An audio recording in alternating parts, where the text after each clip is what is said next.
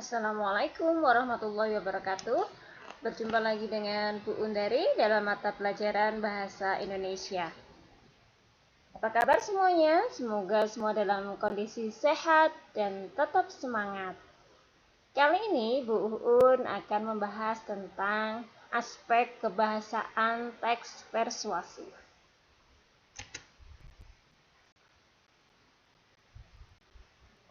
Ya, yang pertama yaitu kalimat bujukan.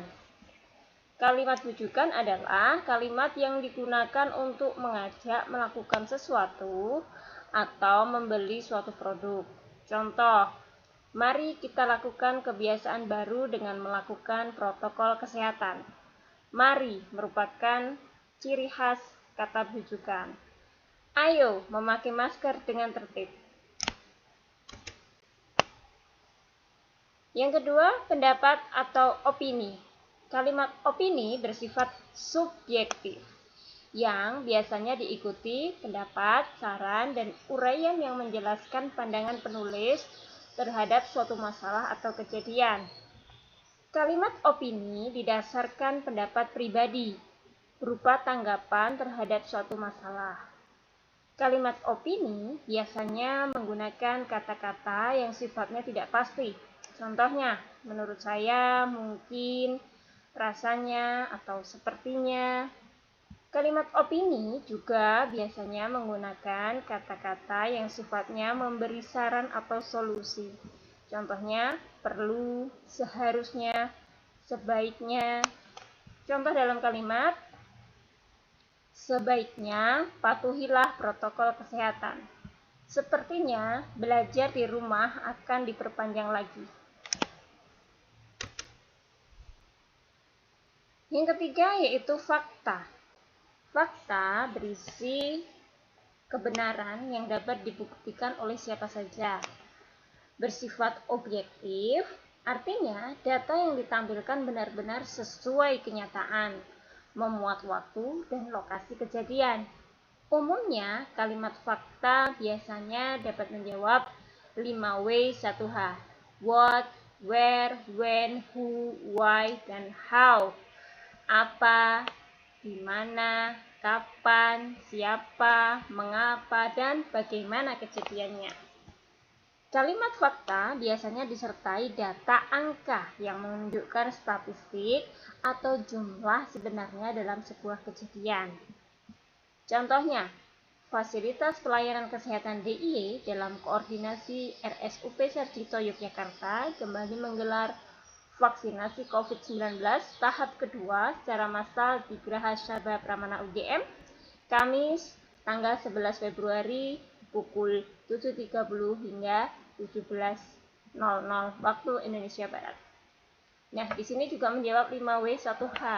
Apa kejadiannya, di mana, kapan, ya.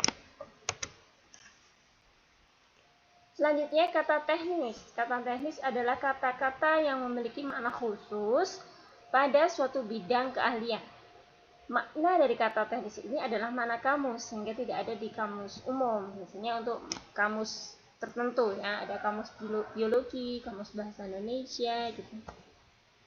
Contoh istilah teknis pada bidang keahlian biologi: habitat, ekosistem, fotosintesis.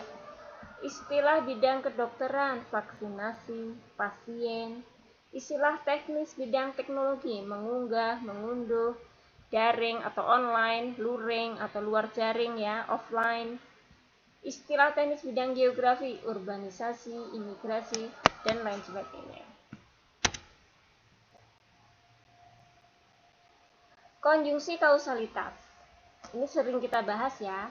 Konjungsi kausalitas merupakan suatu konjungsi yang telah menghubungkan dalam dua kata atau lebih yang menjelaskan akibat dan sebab.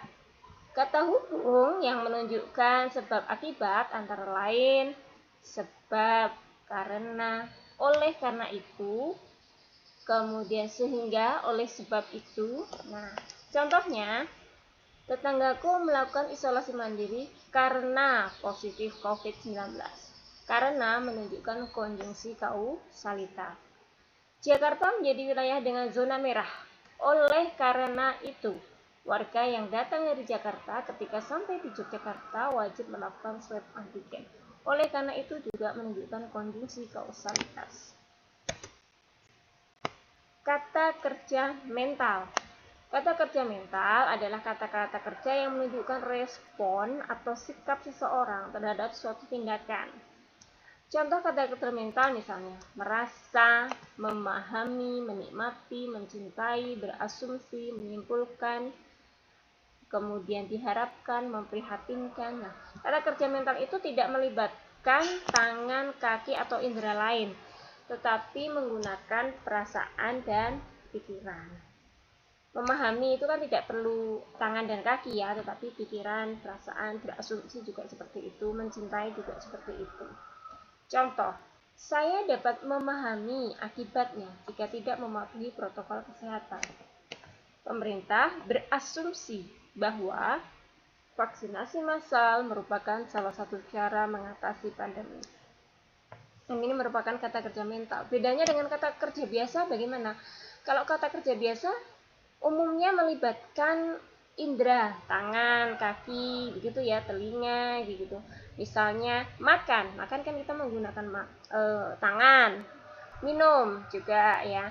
Sedangkan kalau kata kerja mental tidak, melibatkannya rasa dan pikiran. Gitu. Kata perujukan. Kata rujukan adalah kata yang digunakan untuk acuan terhadap suatu hal atau untuk mendapat keterangan lebih lanjut. Kata yang digunakan berdasarkan data, merujuk pada pendapat, gitu ya. Contoh, berdasarkan data Pusat Vulkanologi dan Mitigasi Bencana Geologi (PVMBG) menetapkan Gunung Sindoro di perbatasan Temanggung Wonosobo berstatus normal meski ada peningkatan aktivitas gempa vulkanik. Nah, ini yang dirujuk adalah data dari PVMBG. Begitu ya. Terima kasih. Demikian tadi aspek kebahasaan teks persuasif yang bisa Bu Un sampaikan. Semoga bermanfaat. Jangan lupa tetap patuhi protokol kesehatan. Semoga semuanya sehat dan tetap semangat belajar di rumah ya. Wassalamualaikum warahmatullahi wabarakatuh.